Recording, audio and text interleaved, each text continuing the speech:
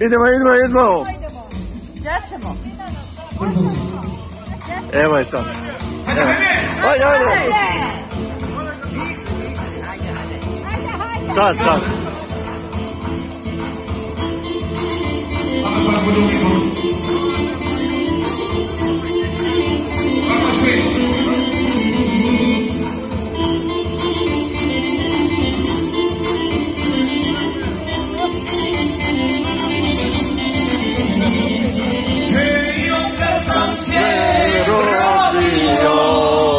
Vidiš da znaju naše pjevanje.